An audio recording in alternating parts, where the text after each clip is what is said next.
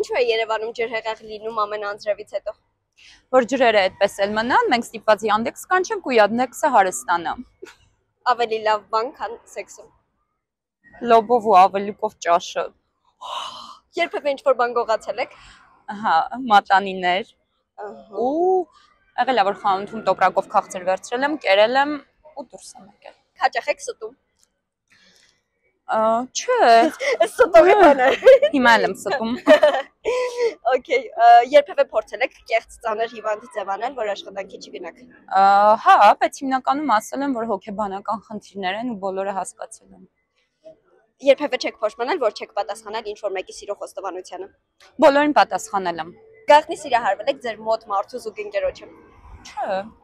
մոտ մարդիկ անճաշակ են եղել միշտ։ Ձեր հայտնի քրաշը։ Կիանու Ռիվզը։ Հա, ֆլիրտային ծիծաղ ունեք։ Չէ։ Կկարողանեք ապրել առանց սեքսի։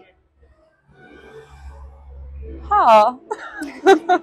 Որ տարիքից են Հայաստանում կանայք համարվում տանը մնացած։